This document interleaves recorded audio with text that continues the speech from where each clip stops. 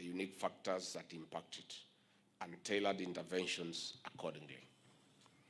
Distinguished guests, ladies and gentlemen, we are pumping in resources to the 10 counties of West Pokot, Turkana, Samburu, Isiolo, Marsabit, Tana River, Lamu, Garissa, Wajir, and Mandera to ignite, stimulate, and sustain socio-economic projects of building resilience in the face of adversity, fueled mostly by climate change. Let me thank the World Bank for their unwavering support and commitment to this mission.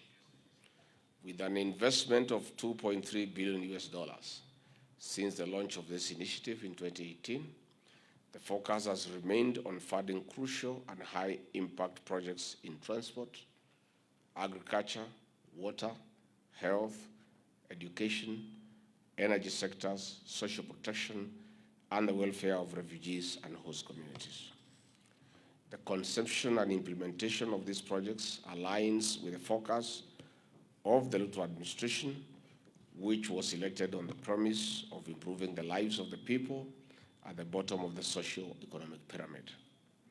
I'm therefore pleased to chair this consultative forum as we collectively evaluate the progress and review performance of development programs being implemented under this initiative. It is part of monitoring process of ensuring that we are on course to meeting the ultimate goal of enabling and target communities contribute to development of our nation. As the senior ranks of government, we are here to review and the status of our investment, enrich the discussions on emerging concerns, and receive inclusive insights in our pursuit to ensure that we leave no one behind in the Kenya we want and desire. Distinguished guests, ladies and gentlemen, this conversation is very important as we consolidate development plans of the national government, counties, and their locations under other elected leaders. We are not only avoiding replication, but also strengthening our approaches for catalyzed implementation of the projects. The North and Northeastern frontier counties have been left behind for far too long. We focus on them mostly during drought and deluge disasters. Over the last 2 years, my office has been coordinating emergency responses to drought and El Nino rains, causing immense suffering and large-scale humanitarian crisis. It is not sustainable to mobilize resources for relief food, clean and safe water supplies, cash handouts, among other interventions, season after season. Such interventions are ad hoc and short-lived. We also, as a nation, dent our pride that with over 60 years of independence, that socio-economic independence in this region is still a mirage. With climate change, the cycle of asking for help is likely to persist unless we make and implement solid, systematic, and resolute decisions through strong partnerships. We have a duty and responsibility to dignify your people even when disaster strikes through lasting solutions. Distinguished guests, ladies and gentlemen, this is why our administration has given priority to devolution. Besides seeking and strengthening strategic partnership with the national and international actors in building better communities as underpinned by the bottom-up economic transformation agenda, the Kenya's Vision 2030, Agenda 2030 of the United Nations, and Agenda 2063 of the African Union. Why are some of these key interventions under the NEDI architecture? In supply of more safe water for domestic and commercial use, we are activating the crop and livestock subsectors in these vast virgin lands. 2, in quality primary and secondary education, we are empowering the community into self-reliance, not only for today, but for posterity. 3, in harnessing solar power, we are igniting the economic potential of the region by sparking and spurring the Juakari sector and expanding employment opportunities. 4, through increased road networks, we are opening up the region to trade between and among the counties. These and other climate action-based initiatives will lead us to the desired change. NEDI programs are rising to the occasion, and we have an opportunity to work with the World Bank and other partners in long-term transformative initiatives of propelling the NEDI counties into the next socio-economic power cells of our country. However, ladies and gentlemen, we must not only be realistic, but also reflect on this gracious support. The scripture in Galatians chapter 6 tells us to bear one another's burdens and thereby fulfill the law of Christ. But each one must examine his own work, for each one will bear his own load. The support of the World Bank and other development partners will not be available forever. Donor funding is shrinking due to, among other reasons, geopolitics and shifts in global priorities. I take this opportunity to ask our grassroots leaders to align and complement their development projects in what is and has already been supported. It is our collective responsibility to better the lives of our people. Distinguished guests, ladies and gentlemen, today we will receive real-time updates on the status of the project from national project coordinators, alongside input from the World Bank NEDI team on the implementation and coordination of projects. I wish to invite input from leaders present regarding implementation of these projects in your counties and constituencies. We intend to use this meeting to also agree on those projects that are ready for commissioning, groundbreaking, or inspection. By organizing public events around them, we shall assist to fast track unlocking of any bottlenecks and secure timelines for their completion. On this note, I intend to have these high-level consultations convened biannually or even more frequently when urgent matters arise. Focusing on continuous accountability will create a more transparent and accountable outcome, benefiting from the shared learning and experience that can only be derived through such oversight. I will chair this session alongside the chair of the Frontier Counties Development Council. Consequently, we shall receive an overview of the NEDI coordination framework and an update on the status of NEDI projects supported by the project implementation units through their respective principal secretaries. Principal secretaries from various ministries, with the support of the World Bank team, will address questions from leaders. I look forward to fruitful deliberations and successful outcome. Asanteni sana.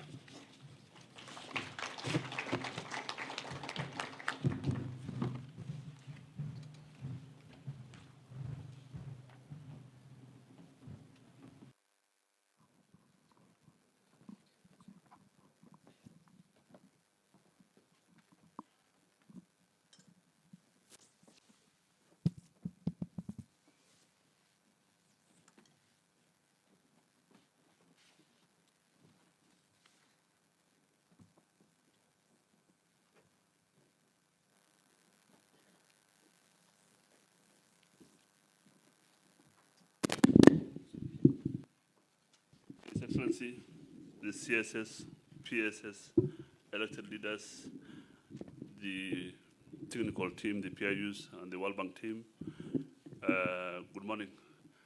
I'm here to do a PowerPoint presentation regarding the NEDI coordination framework first, and then I will come to the updates on the projects, how they are faring since it was launched in 2018 in Garissa County. So I'll start with this is a high-level consultative forum where the technical team, the national project coordinators under the PSS, and the World Bank tax team leaders, TTLs, will update the high-level forum to update and give a brief status of the projects so far. So I'll begin by the coordination of the project. That's the NEDI map. It's around 63% landmass of Kenya. There are only 10 counties. And then we have the county governors there. We have the county governor of Tana River, followed by Lamu, and then followed by Garissa, followed by Wajir, who is also the vice chair of the Council of Governors. And then we have Engineer Mahmoud, the governor of Marsabit, who is the FCDC chair, but he has sent his apology because he had to attend a burial in Marsabit. And then we have the governor for Samburu, and then we have the governor for Turkana there, and then we have the governor West Pokot, and then Turkana there, and then we have the Solo governor, and then we have the Mandera governor, who's also out of the country. This is the map. Overview of the program is that this is a special investment initiated in 2014 by the founding governors. The 2013 first governors have approached the national government and the World Bank, and this initiative was initiated at that time. And it was launched in 2018 by the former president and the current president in Garissa County. The portfolio is worth 2.3 billion USD in the region. And then it targets, of course, as His Excellency said, about the infrastructure enhancement, the human capital development, sustainable livelihood, resilience building, and empowering refugee host community and refugees in Dadaab and Kakuma, the largest hosting refugee areas, two counties.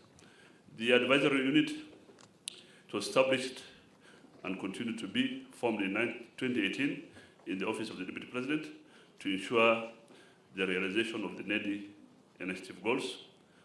And then after the executive order, the new Kenya Kwanza government, the NEDI advisory unit still serves under the Office of His Excellency the Deputy President.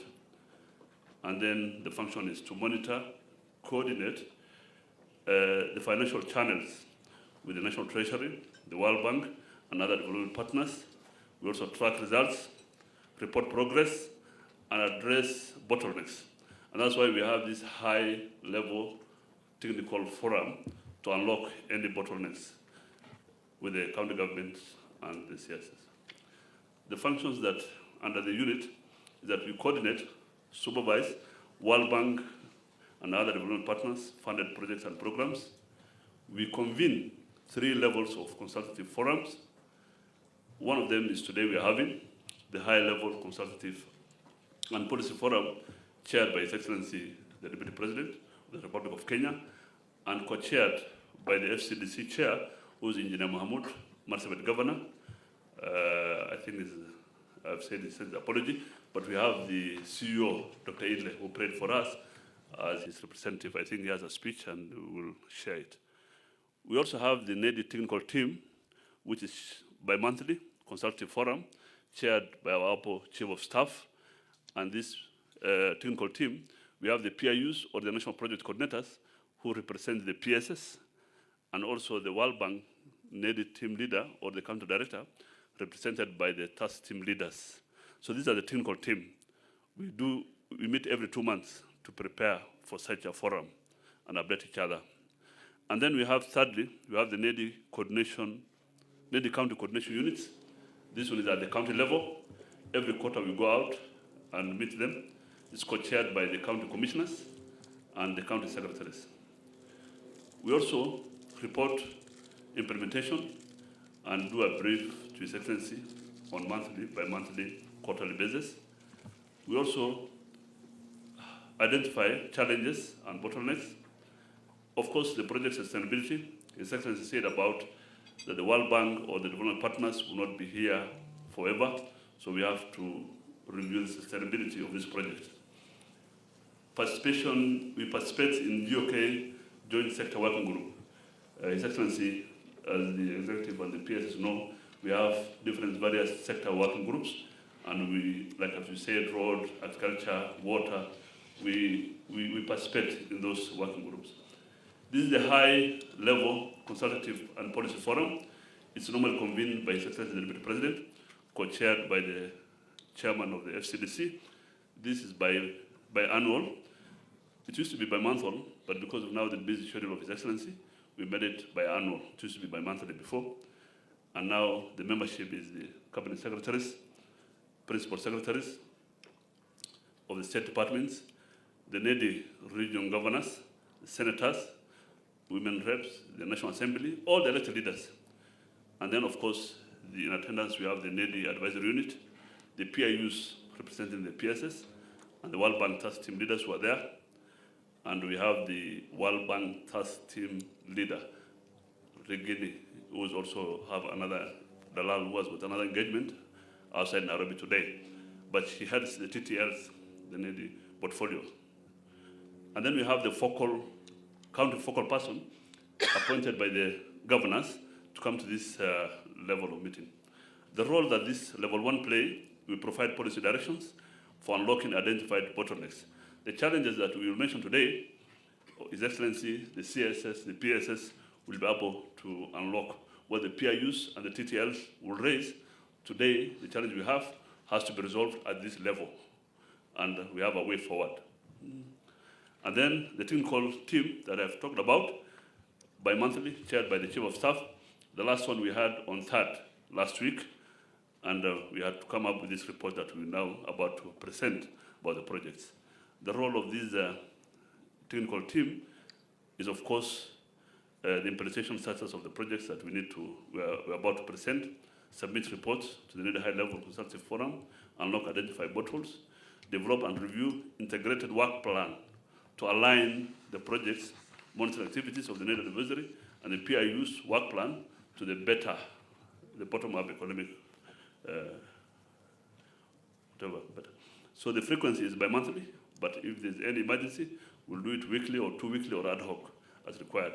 Now the third level is at the county, co-chaired by the county secretary, county commissioners, and the county secretary representing the county commissioners representing the national government.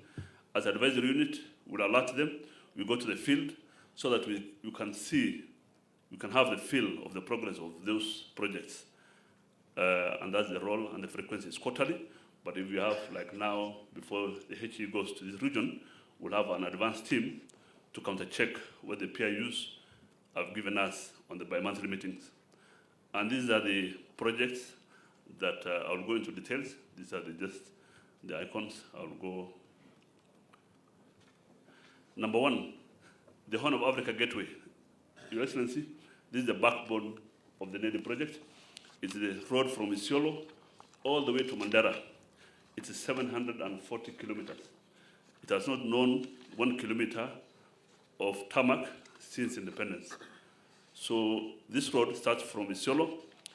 After Isiolo, 3 kilometers, it goes to Meru, and it meanders through Meru County, 63 kilometers, and come back to Isiolo and go all the way to Modogashe.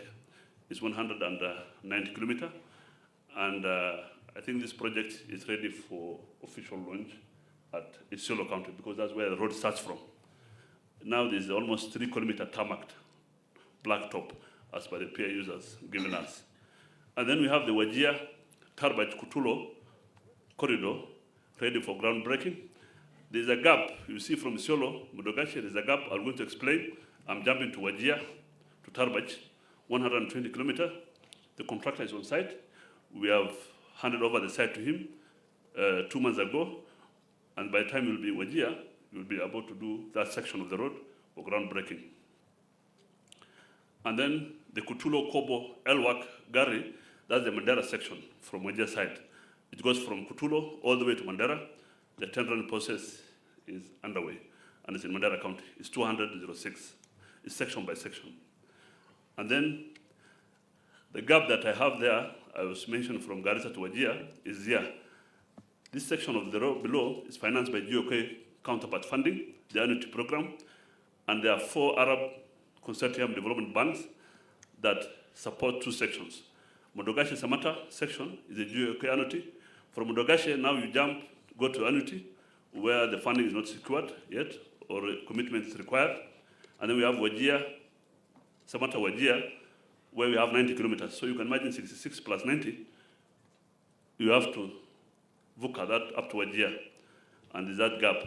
We also have Ramu, Mandera, all the way up there, and then we have 75 kilometers again for the annuity program. The main challenge is the annuity program. The Arab consortium, the fund is there, agreement has been signed. It's only a matter of you to, again, to meet these Arab consortium embassies and all that so that we can speed up. But the funding is secured in this section. But the problem is the Modogashe Samata, 67 kilometers, and the Ramu Mandera. So even if you launch from Isiolo to Garissa, and you launch from Wajir to Tarbaj, you have this gap in between, which is almost over 232 gap. So we really need this annuity program to be unlocked. And then we have the East Africa Regional Trade Facilitation Project. This is the Kenya-Southern Sudan link. It's 99% complete. The only 11 kilometers remaining is the Kenya-Southern Sudan International Border Dispute Area, where Your Excellency needs your intervention with the Ministry of Foreign Affairs so they can officially launch this road. And it is 327. Turkana and West Pokot are the counties. Of course, there's a construction of 25 socio-economic infrastructure sub-projects in these two counties. So you can imagine the road. It comes up with another 25 socio-economic infrastructure projects, and it's almost 78% to be complete by October, because the project is coming back to end to October. So by October 2024, these 25 socio-economic projects are ready. The other project that's ready is the Kainuk Bridge and Health Center, which are complete, ready for launching. As you launch the road, you also do this bridge, which is part of the road. And then we have the installation of 600-kilometer new fiber optic from Eldoret all the way to Nadapa. So this has brought 50% cheaper in internet for this region. And then we have the construction of the KRA trade facilitation. Since the border to Southern Sudan and Kenya, we have a KRA offices which has come along with the project. It's in Kainuk and Lodwar. It's 62% complete and will be ready by October. So also as you go to launch the road, you will have these KRA trade centers at Kainuk and Lodwar. Number 3 is the food resilience system under the State Department of Livestock, Agriculture and Livestock. It has taken over from the Kenya Climate Smart Agriculture, which has come to an end, and also the emergency locust response. You know that we had the locust issue, but this project still has some funding remaining, and of course the locust has come to an end. It has been rolling to the food resilience, but the project is still alive. There's some money still left. The food resilience, or Kenya Climate Smart, had a silo abattoir, export abattoir. This abattoir is 98% complete, and the Siolo County has already initiated a process of public-private partnership investor. It's ready for commissioning, but the PIUs and of course the World Bank detail will tell us that they require some small amount of money, which is in the locust emergency response, to complete before your tour, which will require around 3-4 weeks to do that 2%, to unlock that funding gap. The rehabilitation of Wajir Livestock Training Institute, this institute is also part of the Kenya Climate Smart, now under food resilience. This college is 100% complete. They do diploma and certificate courses. And I think this is the future where Wajir will be expecting to have a university to upgrade this college. And it's of course waiting to be handed over to the community and ready for your official opening in Wajir County. As you do the road, groundbreaking road of the section of the Wajir Turbine, you'll also be doing this for Wajir. De-risking and inclusion value enhancement for pastoral economies is called DRIVE. His Excellency, you can remember this, you have launched this in Laikipia in April 2023, and it covers 21 ASAL counties. You are in Laikipia. The project period is from 2022 to September 2027. The financial support budget is around 16 billion. The project implementers, partners are the State Department of Livestock, which is the project manager, and then we have the Kenya Development Corporation, which connect pastoralists to better markets for their products. And we have the Zebri Reinsurance Company, which of course provide the insurance premium. But here we have a problem with the counties where the Muslims are. They cannot access this facility of loans because of interest issue. So there's a negotiation going with the Premier Bank or the section of the Islamic banking of the KCB so they can access this financing insurance premium. And then we have the Kenya Off-Grid Solar Program. This was targeting 250 households to sell standalone solar home systems to access electricity. So far, 180 people have purchased the standalone homes, and the system has been sold and give access to electricity around 71% success. And then targeting selling around 60% clean cooking solutions. 13,000 have already been sold. And the next component is also the standalone system for the public and community facilities like schools, hospitals will be having solar. And the community facilities like boreholes will have that 380 there, and the public facilities are 387. So they'll have a solar system. I wanted to go back. In this program, the biggest budget goes to the mini-grids. And I'm sure most of the politicians and the MPs and governors, these mini-grids are in 14 counties. The chunk of the budget goes to this. And there's an issue about the land which was allocated by the counties. The counties have already allocated land, but the land belongs to the community. The county governments have gazetted the land, but the National Land Commission has not granted the contractor access to the site. So we need also to consult the National Land Commission on the way forward on this. And then, of course, the PIUs have told us that by November this year, we'll be able to do the groundbreaking in all the 14 counties, maybe select some of them. Of course, they are waiting NEMA approval as well there. The World Bank has granted an extension of the project until September. And this project started in 2018, and now we are in September 2025. The Horn of Africa, groundwater, also helps about the water issues in northern Kenya. So far, the project has started in 2022, and it will end in 2028. The financial budget is that, 135 million USD. The project is a regional and covers Kenya, Ethiopia, and Somalia, and IGAD. The project is implemented in 5 transboundary counties of Garissa, Mandera, Marsabit, Turkana, and Wajir.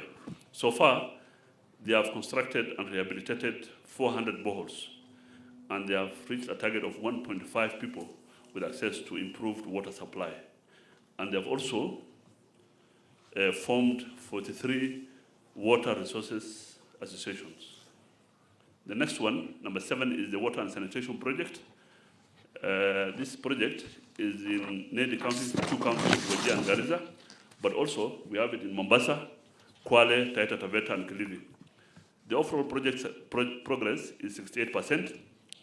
The construction of office block and laboratory in Wajir Wasco is 100% complete. When you go to Wajir as well, you will officially open this office block for Wasco.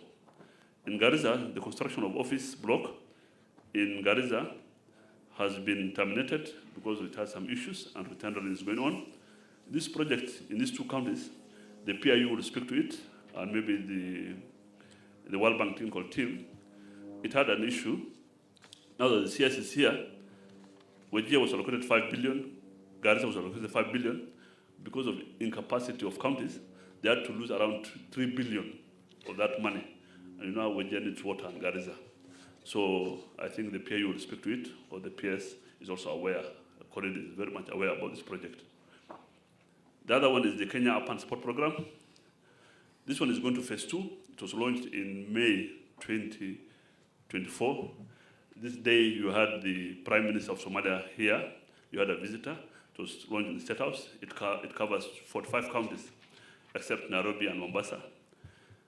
Now, for this project, Dadaab and Kakuma municipalities, the counties have done their part. They have issued the charter for municipalities, and it is only awaiting your official launch, so that this Kenya Urban Support Program Phase 2 can be launched in Garissa or Turkana. As you do a tour, you'll do 2 things. Officially launch the municipality to issue the charter, and also launch the Kenya Support Urban Program Phase 2 in that region. In Phase 1, if I give you an example, Garissa County had received 415 million, and by that time it had only 1 municipality. Now they have 4. So you can imagine the amount of money they will be able to be accessing in Phase 2. Mandera has received 400, just for an example. Turkana received in Phase 1, 217. So now in Phase 2, of course, they're going to get more or similar amount of money. In the Kenya Informal Settlement Improvement Project, Phase 2 as well is going to Phase 2. The project, Phase 1, was 2011 to 2019, 14 counties. Now, Phase 2 It's from 2021 to 2026 in 37 counties. It has jumped from 14 to 37. This one, of course, the budget is that 150 million from the World Bank, and then we have the 45 million euro from French Development Agency, and then we have 4.4 from EU, and the GOK counterpart is 15 million. Most of these projects lag behind or stop or installed because the GOK counterpart funding is not ring-fenced, and we'll talk about it as a challenge. Under the KISIP Phase 1, Garissa County residents are ready to receive 7,580 title deeds. So when you visit Garissa, you will as well issue those title deeds. And then, of course, the action required is the official ceremony of issuance of title deed in Garissa County. The Kenya Socio-Economic Inclusion Project, this has taken over from the Safety Net program. I think it's just cash transfer to the vulnerables and marginalized groups. It's going very well. The intervention is that securing the GOK funding also is an issue, but the program has enrolled beneficiaries of 113,464 beneficiaries in NEDI region. The other one is FLOCA. This is now under Ministry of Environment. The World Bank and the Germany Bank have given grants to 47 counties, and is implemented by the National Treasury, State Department of Environment, Council of Governors, and county government.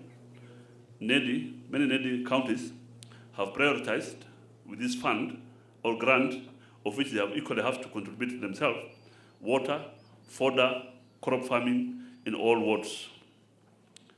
And then number 12 is Kenya Primary Education Equity in Learning Program called KPIL. The project started in 2022 and will end in 2026. The financial budget is 135 from the World Bank, 106 from Global Primary Education, and then we have the Logo Foundation there, 10 million. In total, we have 423 million. Total number of teachers recruited in the NEDI counties are 470 under this program. And then 2,055 standard 8 graduates from 10 NEDI counties were awarded with full scholarship to secondary school. 880, 736 learners were fed school feeding program. The 10 NEDI councils, you can imagine that almost 1 million going.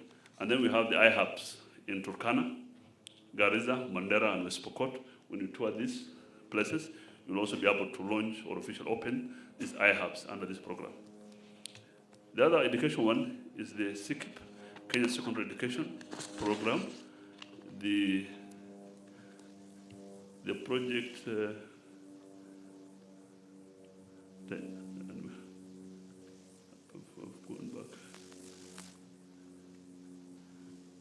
the program, it was launched in 2017, but closing in 2023, but they have an extension of up to December 2024. It covers 135 sub-counties. Total budget was 200 million, around 20 billion.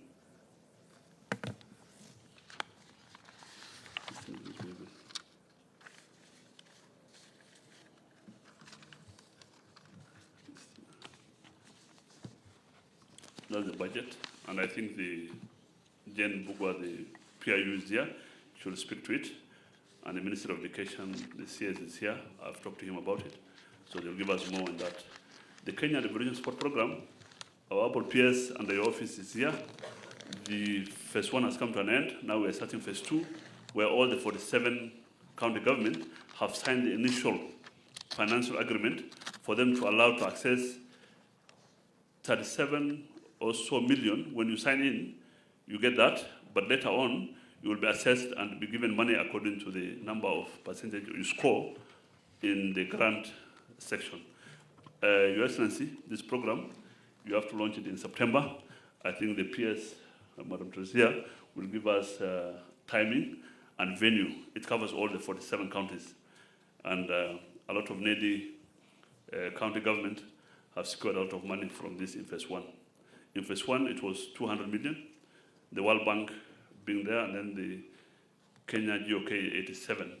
So the disbursement of phase 1, you can imagine, it was 99% to the counties. All the 47 counties received 5.6 billion for capacity building in phase 1.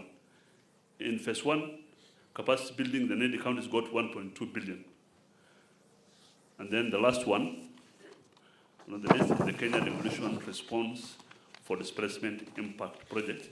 This is the refugee hosting community in Wajir South, sub-county, Wajir, Garissa, and Turkana.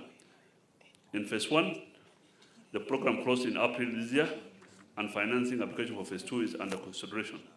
The project was implemented in 3 counties, Garissa, Turkana, Wajir. There's a proposal for it to be extended to neighboring counties. Let's say in Wajir South, we have the Wajir West, next to it, the road that divides, and Wajir East. And of course, there's a proposal of Marsabit, Turkana, and Lamu for extension. In this project, 4,977 groups have received 500,000 each. So you can imagine 500,000 in 5,000 groups, how many amount of cash has gone to that. And then there are 31 producer organizations. Each group has got 4 million from this project.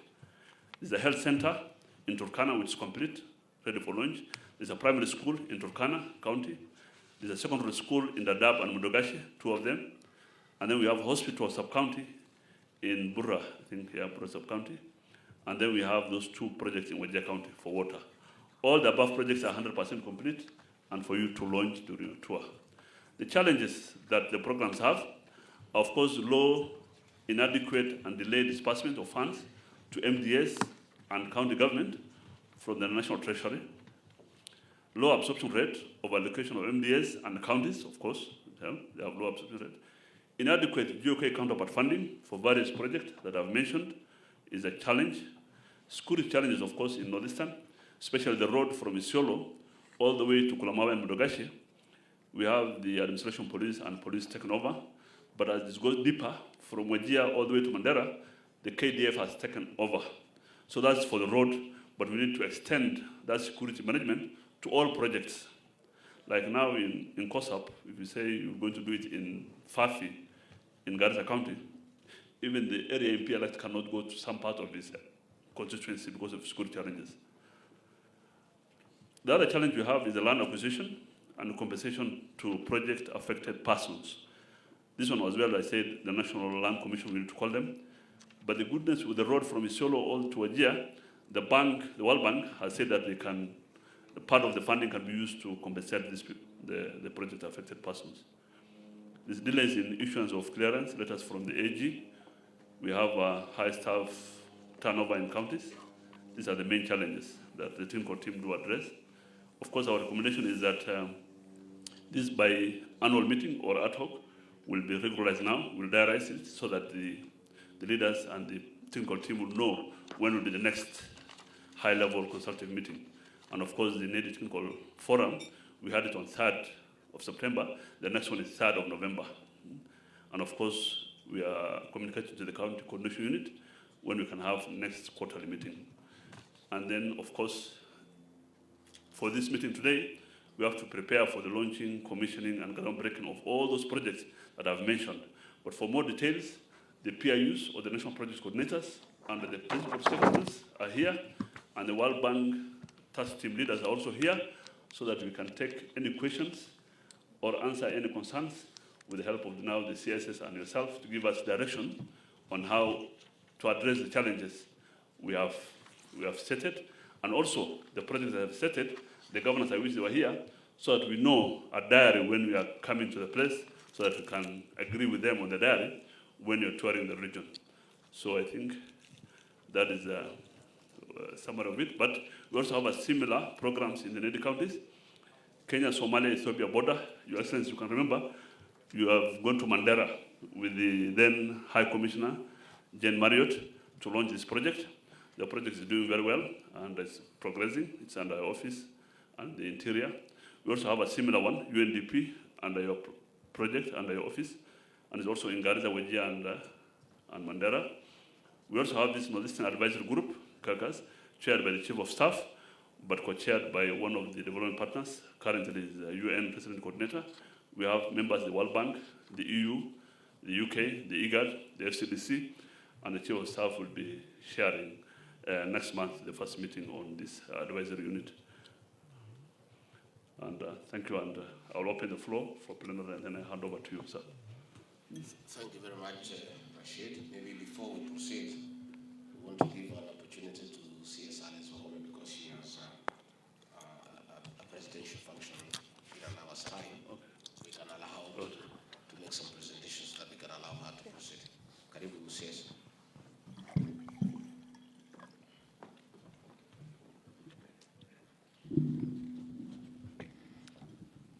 Your Excellency, the Deputy President of the Republic of Kenya, Rigathi Gachagua, my colleagues, the CSS, Ministry of Education, Water and Sanitation, the Principal Secretaries, and all our technical teams, Your Excellency, especially the technical team for this high-level platform, I want to recognize the great work that Ibrahim has presented here. I think they have captured the reasons why we are here very well and highlighted what we need to do and where we are. Allow me, Your Excellency, and thank you very much for giving me this opportunity to speak ahead of my other colleagues.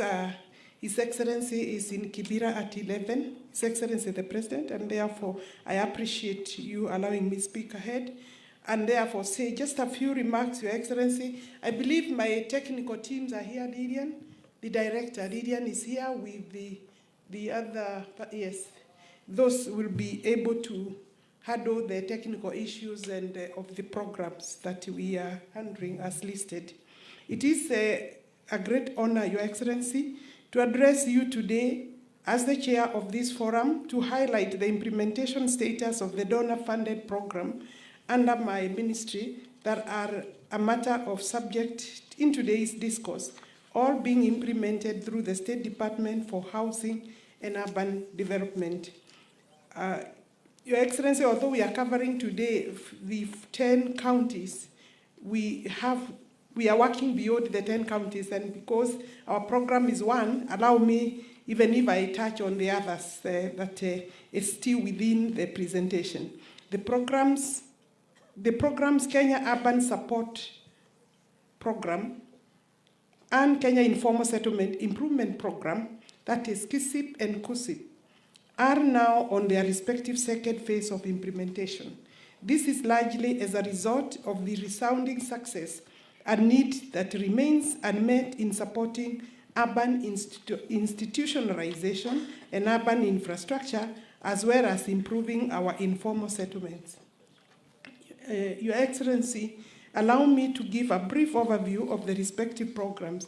The Kenya Informal Settlement Improvement Program aims to improve the living conditions of people living in informal settlements through provision of security tenure, upgrading of infrastructure, and enhancing livelihood opportunities and support towards institutional capacity building for slum upgrading. Your Excellency, I found myself in trouble with the word slum upgrading when I was being vetted, and therefore we still need to think about this as a forum and as a State Department. Parliament was not very happy with that word or description. In KISIP 1, which was implemented in 14 counties, was jointly financed by IDA through the World Bank at a cost of US dollars 98 million. And then AFD gave us 38.5 million US dollars, and CEDA gave us 8 million US dollars. The government of Kenya provided the 10% of that funding, the counterpart. As a result of the success of KISIP 1 and 2 was designed to reach more settlements, population, and then KISIP 2 is now funded to a tune of 191. In other words, Your Excellency, this amount was doubled for the second phase to the tune of 191.5 million, jointly by IDA, and then at a cost of 142 million, and then AFD at US $49 million. KISIP 2 is currently being implemented in 37 counties. And I won't go through all of them. That is the ASALs and others, because we have gone beyond, like places like Embu, Kisii, which are beyond ASALs. So a total of 37 counties. My teams will give the entire list. The Kenya Urban Support Program was implemented from 2018 to December 2023. The first phase was implemented in 45 counties, leaving Mombasa and Nairobi counties, and then benefiting 59 municipalities. The Urban Support Program, Kenya Urban Support Program, was mooted to catalyze the establishment and operationalization of urban institutions and improve service delivery in our urban areas in line with Urban Areas and Cities Act. As a result, Your Excellency, of its success and drastic growth of our urban areas, KISIP 2 will be implemented across 79 municipalities, 20 more than the initial ones, 59, and that therefore includes, within the 79 includes Dadaab and Kakuma, with a big population, Your Excellency, being covered at those refugee camps. The program will run for 5 years from 14th March, and we launched this program at State House, 14th March to 30th June 2028. The new program, phase 2, will have a cumulative amount of $350 million US dollars. Out of that, US $300 million being the loan, while $50 million US dollars is a grant. KISIP 2 will use 2 financing instruments, that is Program for Resorts, for financing of county-level investments, and indeed, the counties are critical and they are the ones doing the procurement and implementation.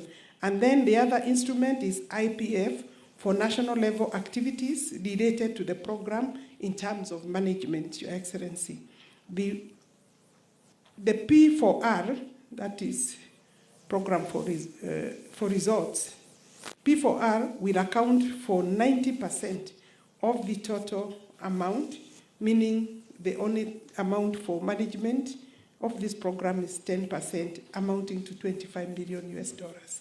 During the design of KISIP 2, it was realized that refugee camps were home for huge populations. We have captured from our data, national data, about 378,723 refugees and asylum seekers living in Dadaab, and then another 274,920 reside in Kakuma refugee camps. And therefore, you can understand the attention that we are now having for the two to be part of our program. The interventions with respect to KISIP program in NEDI counties are as follows. KISIP 1, under land tenure regularization component, land planning and titling was undertaken in Garissa County under KISIP 1.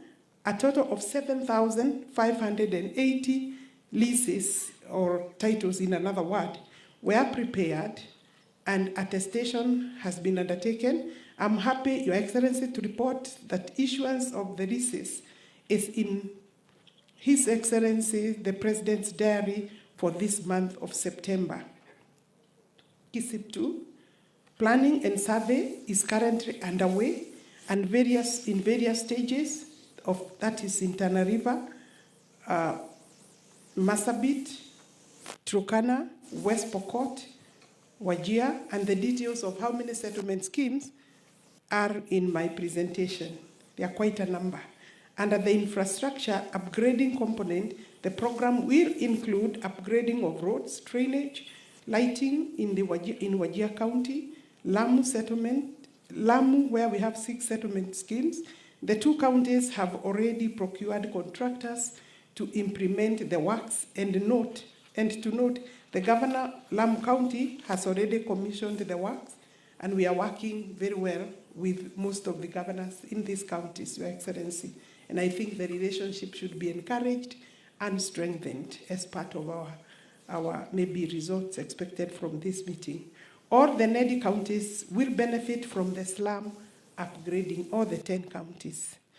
In addition, as Aria mentioned, the project is assisting another 30, a total of 30 counties, including West Pokot, Wajir, Tana River, Ramu, Madera, in the development of specific slum upgrading and prevention strategies. Under the first Kenya Urban Support Program, disbursements of 2.3 billion shillings for various infrastructure projects were made in the counties of Garissa, Isiolo, Lamu, Madera, Marsabit, Samburu, and Turkana and Wajir. Then the second, KUSUP 2 aims to upscaling and enhancing the implementation of KENAP, the National Urban Development Policy Program, and I'm glad that here we are dealing more at high level with policy, as well as strive to address the urbanization challenges in Kenya. Our urban areas are bedeviled with massive challenges because of mushrooming, haphazard developments. Honorable Your Excellency, the window of the host communities and the refugee component for this program is for us a winner and should be supported, and we are happy that it is part of this second planning. In conclusion, the key challenges faced under the respective programs are, for example, delays by counties in appointment of engineers, simple administrative works like appointment of engineers and municipality managers and project managers. Other problems is delay in the location of existing services on construction way leave. Sometimes it is necessary to remove people in a way of displacement, but that cannot be done without participation of the county, and that is something that we need to address as we are addressing the challenges facing us. Of course, through statutory approval of LP and LUDPs by county assemblies, specifically Tana River has had that challenge. Low absorption of funds, Your Excellency, we will find across the board, this is a big challenge for all of us, and I think no one person should take the blame. We should all share the blame, from state departments to the ministries.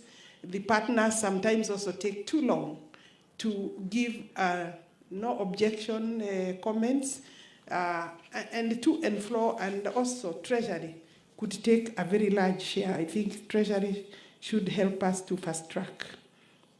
Your Excellency, there are many other, my ministry proposes the following as interventions, and I think this is where possibly we are, that counties are encouraged to partner with other national government agencies, that is Kura and Kera are critical, and of course, Energy Ministry for purposes of infrastructure.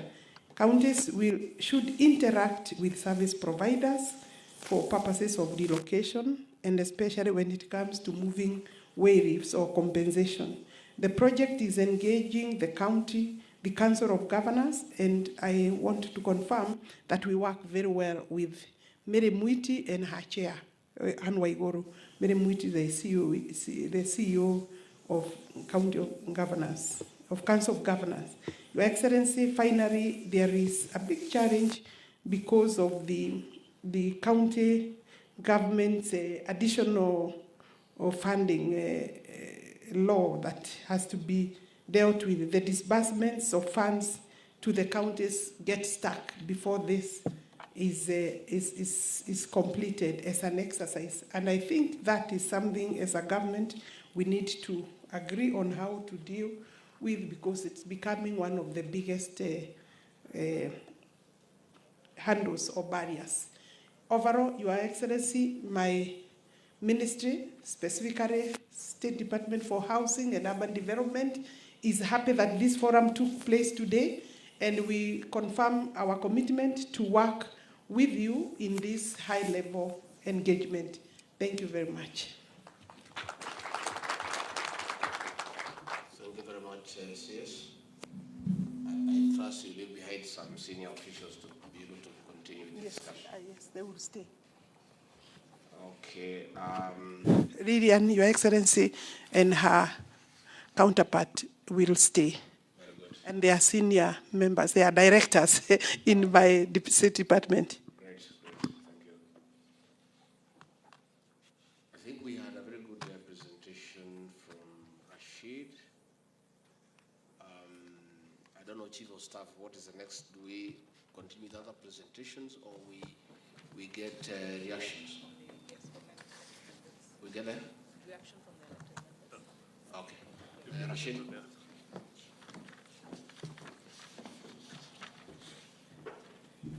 Your Excellency, since as a technical team, the PIUs and the World Bank technical task team leaders are here, we will open the floor to the elected leaders that they have some queries about the projects, especially the abattoir or the off-grid, whichever they have some concern, and then we'll open up to have more detailed information from the PIUs and a small brief or challenges the World Bank TTLs will tell us about after the PIUs will give to the World Bank technical team. Now we open the floor to the leaders.